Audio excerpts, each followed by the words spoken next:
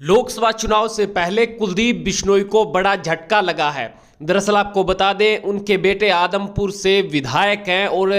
विधानसभा में सीएम मनोहर लाल खट्टर के सामने विधानसभा के पटल पर मांग की थी कि जो बालसमंद में कॉलेज है उनका नाम उनके दादाजी स्वर्गीय चौधरी भजनलाल जी के नाम पर किया जाए और सीएम मनोहर लाल खट्टर ने इसकी घोषणा कर दी थी, हामी भर दी थी। लेकिन अब बालसमंद के आसपास के कुछ गांव के सरपंच और व्यक्ति भव्य बिश्नोई और कुलदीप बिश्नोई के विरोध में खड़े हो गए हैं। वो साफ तौर पर सीएम मनोहर लाल खट्टर से अपील कर रहे हैं कि इस फैसले को बदला जाए। जो कॉलेज है उसका नाम महिला ज्योतिबा फूले के नाम पर किया जाए या सरदार भगत सिंह के नाम पर जो है नामकरण किया जाए, ना कि स्वर्गीय चौधरी भजनलाल के नाम पर इसका नामकरण किया जाए। अब सीएम मनोहर लाल खट्टर भी दुविधा में फंस गए हैं कि जो घोषणा उन्होंने की है और जिस प्रकार से लगातार भारतीय जनता पार्टी सरपंचों के विरोध का सामना कर रही है और अब आदमपुर के अंदर कुलदीप बिश्नोई का विरोध जग जाहिर हो चुका है, तो आने वाले समय में जो विधानसभा चुनाव होने हैं और जिस प्रकार से जयप्रकाश उर्फ जेपी ने आदमपुर में 50,000 के करीब वोट प्राप्त किए थे, तो आने वाले समय में कुलदीप बिश्नोई अब हाशिए पर जा सकते हैं। चुनाव में निश्चित रूप से इसकी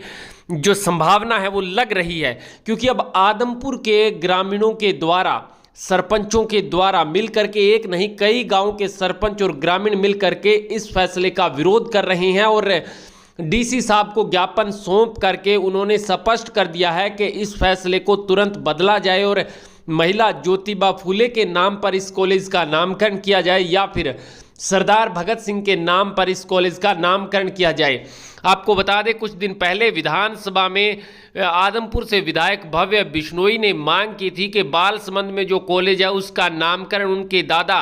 और समाज सेवी रहे बिश्नोई रतन स्वर्गीय चौधरी भजनलाल बिश्नोई के नाम पर होना चाहिए, और जिसको विधानसभा में मंजूरी मिल गई थी और सीएम मनोहर लाल खट्टर ने इसकी घोषणा भी कर दी थी। लेकिन अब घोषणा के खिलाफ, यानी कि बिश्नोई परिवार के खिलाफ आदमपुर से कई गांवों के लोग खड़े हो चुके हैं और निश्चित रूप से आने वाले समय में क्या इस फैसले को पलटा जाएगा। लेकिन जो बिश्नोई परिवार की तरफ से कुछ करीब उनके राजनीति के जानकार वो कहते हैं कि यह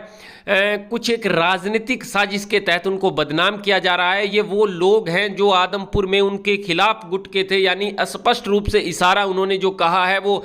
आप अच्छी तरह से समझ पा रहे हैं।